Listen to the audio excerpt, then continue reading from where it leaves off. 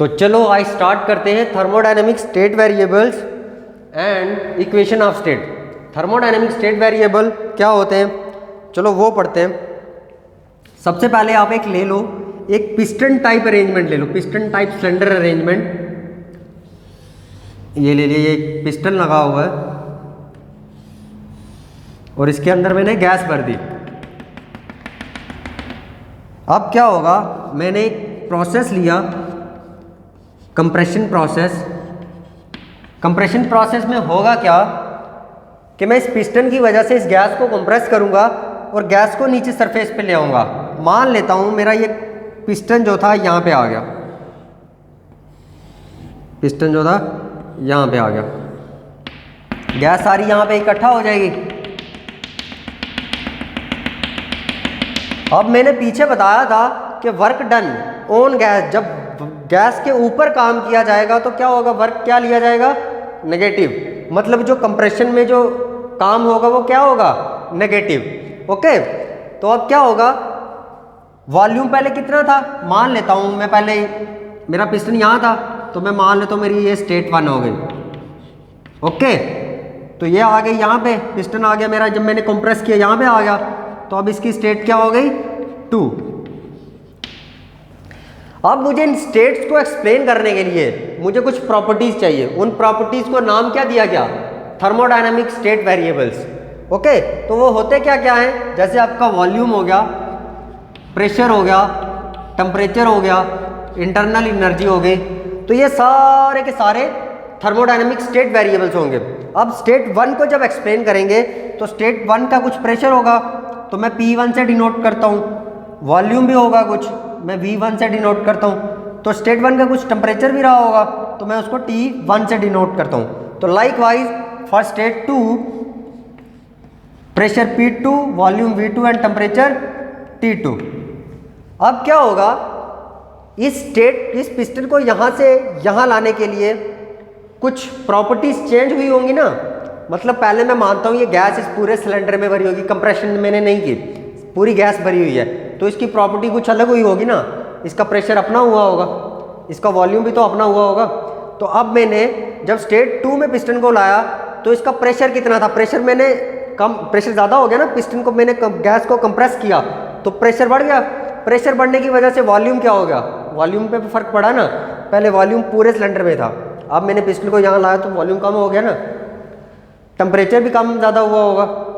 तो ये सबको एक्सप्लेन करेंगे हम आगे जब थर्मोडायनेमिक इक्वेशन ऑफ स्टेट पढ़ेंगे और थर्मोडायनेमिक वेरिएबल्स को एक्सप्लेन करेंगे, तो ये सारे के सारी चीज़ें हम वहाँ पढ़ेंगे। तो अब देखो ये सारी की सारी चीज़ें कहती क्या हैं, equilibrium state of a thermodynamic system can be described by some parameter और some macroscopic variables. Some parameters मतलब your pressure, volume, temperature, your internal energy. तो इन सब की वजह से, इन पैरामीटर्स की वजह से, इन वेरिएबल्स की वजह से, इन प्रॉपर्टीज की वजह से हम किसी भी स्टेट, थर्मोडायनेमिक सिस्टम की स्टेट को जान सकते हैं। अब एक स्टेट को जानने के लिए हमें एक प्रॉपर्टी चाहिए। एक चीज़ हमेशा याद रखना, एक स्टेट को जानने के लिए उसकी एक यूनिक प्रॉपर्टी होगी। यूनिक प्रॉपर्टी मतलब उसका खुद का प्रेशर होगा, खुद का वॉल्यूम होगा, खुद का टेम्परेचर होगा, खुद की इंटरनल एनर्जी होगी। जैसे ही स्टेट चेंज हुई तो ये सेम नहीं रहेंगी, ये भी बदलेंगी। मतलब थर्मोडायनेमिक वेरिएबल्स बदलने की वजह से, प्रॉपर्टीज बदलने की वजह से जो आपकी स्टेट होगी वो भी बदलेगी। ठीक है, अब क्या होगा, दीज पैरामीटर्स और variables which describe equilibrium state, वो पैरामीटर, वो variables, your pressure, volume, temperature, your internal energy, ये जो पैरामीटर्स हैं जो डिस्क्राइब करेंगे किसको, इक्विलिब्रियम स्टेट को, किसको, equilibrium state of the system को, इनको हम क्या कहेंगे, स्टेट वेरिएबल्स। तो स्टेट वेरिएबल्स क्या हुए, प्रेशर, वॉल्यूम, टेम्परेचर और इंटरनल एनर्जी। अब आगे क्या होगा, हमारे पास जो स्टेट वेरिएबल्स हैं इनके बीच में कुछ ना कुछ रिलेशन भी तो होगा। अब उस रिलेशन को क्या नाम देते हैं हम, इक्वेशन ऑफ स्टेट। क्या बोलते हैं, equation of state. Equation of state उसको बोलते हैं जब हम एक रिलेशन इस्टेब्लिश करते हैं किसके, इन स्टेट वेरिएबल्स के बीच में, तो हम उसको कहेंगे इक्वेशन ऑफ स्टेट। तो आपकी जो इक्वेशन ऑफ स्टेट होती है वो किसके बराबर होती है,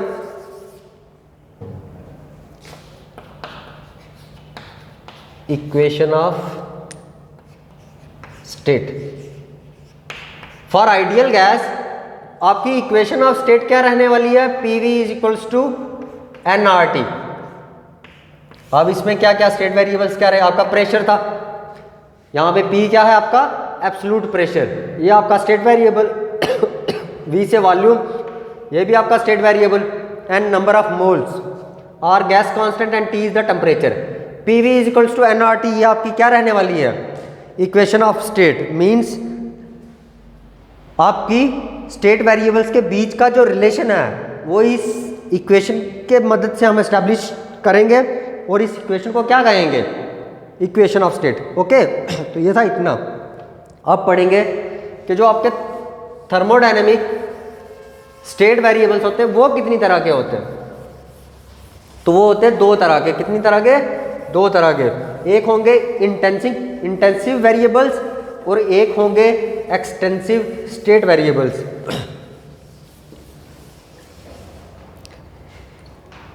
एक एग्जांपल देखो, मान लेता हूं मेरे पास एक बॉक्स है, एक कंटेनर है मेरे पास, मैंने इसमें प्रेशर डाल दिया, वॉल्यूम डाल दिया, टेम्परेचर डाल दिया, इसका कुछ मास भी होगा, इसका कुछ टेम्परेचर भी होगा, वॉल्यूम भी होगा, इसकी कुछ इंटरनल एनर्जी भी होगी। अब मुझे जानना है कि क्या कुछ चेंज करने से, मतलब अगर मैं इस बॉक्स को कट कर दूं, इस बॉक्स को क्या कर दूं? कट कर दूं, तो क्या ये जो वेरिएबल्स होंगे इन पे फ़र्क पड़ेगा? तो वो ये तरीका है जानने का, एक आसान सा तरीका। हम देख सकते हैं कि क्या स्टेट वेरिएबल्स पे, किसी चीज़ को डिवाइड करने से क्या स्टेट वेरिएबल्स पे फ़र्क पड़ता है। अब मान लीजिए मेरे पास एक कंटेनर है, तो उसका कुछ प्रेशर होगा ना। मान ले तो अंदर गैस भरी है, तो उसको मैं जितना मर्जी काट दूँ, उसको काट देता हूँ, तो प्रेशर तो सेम रहेगा ना, प्रेशर सेम ही रहेगा ना। मेरे पास एक बैलून है, मैंने उसके अंदर गैस भर दी, मैं इसको काट देता हूँ, तो प्रेशर तो सेम ही रहने वाला ना। ऑल अराउंड द सर्कमफ्रेंस मान लेता हूँ, मैं कुछ प्रेस नहीं कर रहा, कुछ फोर्स नहीं लगा रहा, कुछ भी नहीं लगा रहा, तो वो तो सेम ही रहेगा ना। मैं सिंपली कट कर रहा हूँ, ठीक है। ऐसे ही वॉल्यूम, अब वॉल्यूम पे क्या फ़र्क पड़ेगा? मान लीजिए मैंने इस कंटेनर को कट कर दिया, वॉल्यूम पे फ़र्क पड़ेगा ना, आधा आधा हो जाएगा, यानी इधर भी V/2 और इधर भी V/2, ठीक है। अब टेम्परेचर, अब गैस का जो टेम्परेचर इस पार्ट में रहेगा उतना ही टेम्परेचर उस पार्ट में भी रहेगा। कट करने से फ़र्क नहीं ना पड़ेगा टेम्परेचर में, तो टेम्परेचर भी सेम रहा। मास भी कम ज़्यादा होगा ना।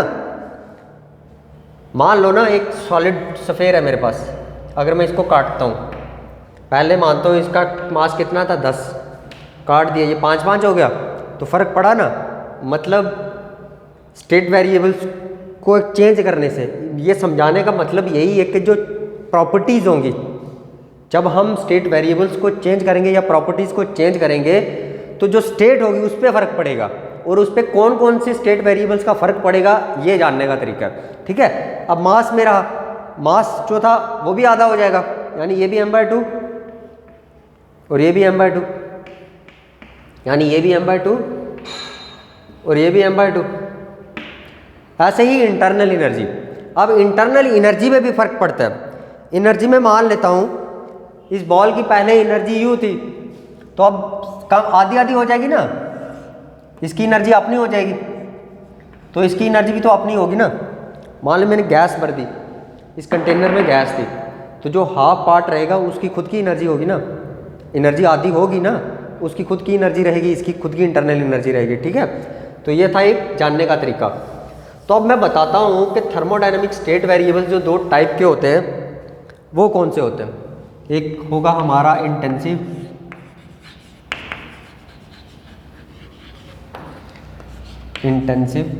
वेरिएबल्स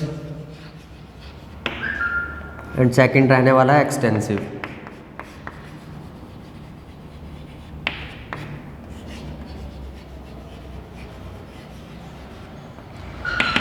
इंटेंसिव वेरिएबल्स वो वेरिएबल्स होते हैं जो साइज या मास पे डिपेंड ना करें, मतलब हम जो मर्जी कर दें, उनका साइज या मास पे फर्क ना पड़े। मतलब मैंने आपको बताया कंटेनर में टेम्परेचर था, मैं अगर इसको हाफ भी कर दूं, इस गैस का टेम्परेचर भी वही रहने वाला है जो इसका रहने वाला है। मान लेते हो ना मैंने गैस भर दी, मैंने पानी भर दिया, 30 डिग्री सेंटीग्रेड पे, तो मैं उसको एक काट के आधा इस तरफ रख दूँ आधा एक तरफ रख दूँ, वो तो टेम्परेचर तो सेम रहने वाला है ना। तो मतलब आपका जो वो वेरिएबल्स जिनका साइज या मास से कोई फर्क ना पड़े, उनके जो स्टेट है वो चेंज ना हो, उनको क्या कहेंगे? Extensive variables. ये समझ आई? तो इसकी एग्जांपल क्या लिखोगे? Temperature,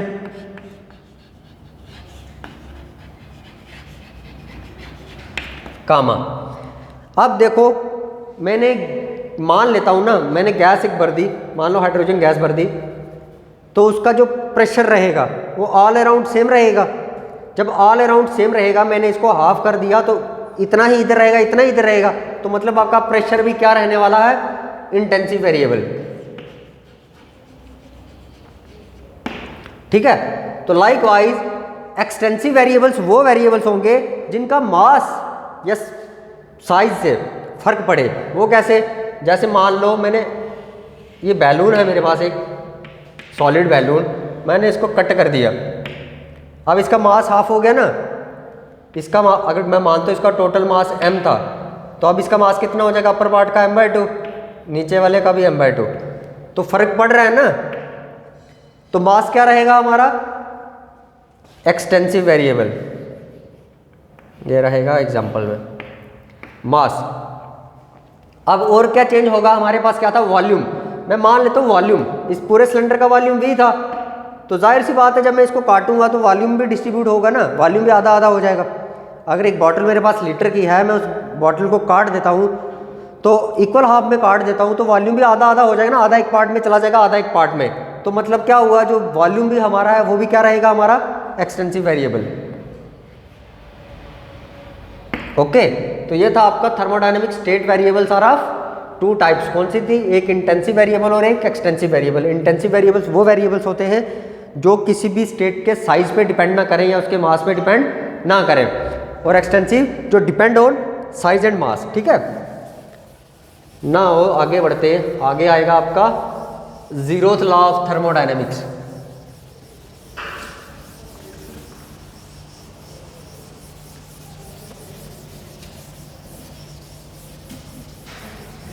zeroth law of thermodynamics. तो ऐसा हुआ कि थर्मोडायनेमिक्स में जब फर्स्ट लॉ ऑफ थर्मोडायनेमिक्स दे दिया गया, सेकंड लॉ ऑफ थर्मोडायनेमिक्स दे दिया गया, तो हमने ये पढ़ा कि जो हीट होती है उसके बारे में भी पढ़ा, वर्क के बारे में भी पढ़ा, लेकिन बाद में पता चला कि हर एक ऐसी चीज़ दुनिया में, हर एक ऐसी चीज़ जिसके साथ एक बेसिक प्रॉपर्टी जुड़ी रहती है, और वो प्रॉपर्टी क्या थी हमारी? टेम्परेचर। कोई भी ऐसी चीज़ उसके साथ टेम्परेचर होगा ही होगा, हमेशा जुड़ा हुआ।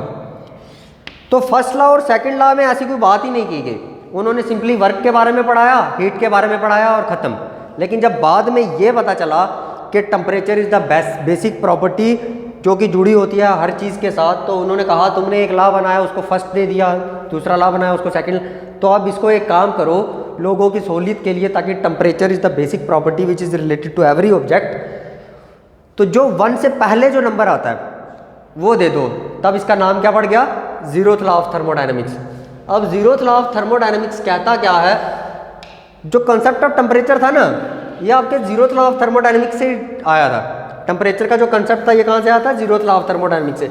अब जीरोथ लॉ ऑफ थर्मोडायनेमिक्स कहता क्या है? वो कहता है कि मान लो हमारे पास एक बॉडी है, बॉडी ए, और इसके साथ ही हमने एक बॉडी प्लेस कर रखी है, बॉडी बी, और ये दोनों बॉडी प्लेस्ड है एक अनदर बॉडी सी के साथ। अब जीरोथ लॉ ऑफ थर्मोडायनेमिक्स कहता है कि अगर ए और बी के बीच में हम एक क्या लगा दें? Adiabatic wall. Adiabatic wall, adiabatic wall वो वॉल होगी जो ना कि यहाँ से यहाँ का मास यहाँ जाने देगी, ना यहाँ का मास ए में आने देगी। ठीक है, कुछ भी एक्सचेंज, नो एक्सचेंज। आगे लिख दो, no exchange of matter, no exchange of matter. Zeroth law of thermodynamics कहता है अगर हमारा सिस्टम ए इक्विलिब्रियम में है सिस्टम सी के साथ, इक्विलिब्रियम में कैसे जाएगा? जब उसकी जो स्टेट्स होगी, जो प्रेशर, वॉल्यूम और टेम्परेचर होगा वो सेम होगा। जो हमारी थर्मोडायनेमिक्स प्रॉपर्टीज़ है, थर्मोडायनेमिक वेरिएबल्स हैं, वो अगर सेम रहेंगे मतलब ए सी के साथ और बी भी सी के साथ। अगर हमारा system A is in equilibrium with system C and B is also in equilibrium with system C, then तब कहता है कि जो हमारा ए और बी होगा वो भी इक्विलिब्रियम में होगा। मतलब कहने का मतलब क्या है मैं बताता हूं। जो हमारी इन ए बी और सी के बीच की वॉल होगी, इसको क्या कहेंगे? Diathermic wall, diathermic wall.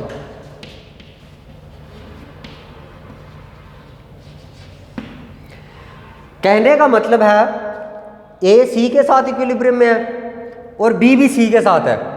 कब? जब ए और बी के बीच में कब एडियाबैटिक वॉल लगी हुई है और ए बी और सी के बीच में जो ये वाली वॉल होगी, ये कौन सी होगी? Diathermic wall. मीन्स यहाँ से मैटर यहाँ आ सकता है, यहाँ से मैटर यहाँ आ सकता है, लेकिन यहाँ का मैटर ना यहाँ जा सकता है, ना यहाँ का मैटर यहाँ जा सकता है। ठीक है, ऐसे में कहता है कि अगर ये इसके इक्वल है, इक्विलिब्रियम में है, ये इसके इक्विलिब्रियम में है, तो ये ला कहता है कि ये दोनों भी एक दूसरे के इक्विलिब्रियम में होंगे।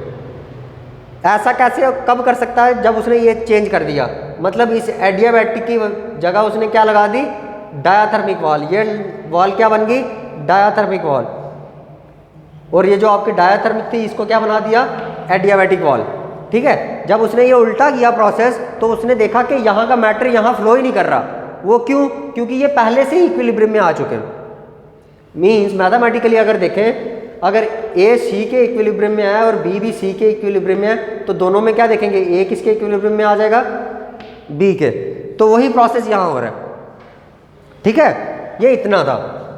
तो अब इसकी डेफिनेशन वगैरह आप क्या लिखोगे? Let consider two system A and B which are in equilibrium with another system C. मतलब ए और बी हमारे पास दो सिस्टम है जो इक्विलिब्रियम में किसके? सिस्टम थर्ड सिस्टम सी के। Then both the system are in equilibrium with each other. ठीक है, इतना था जीरोथ लॉ ऑफ थर्मोडायनेमिक्स में। तो आज का लेक्चर इतना। Thank you.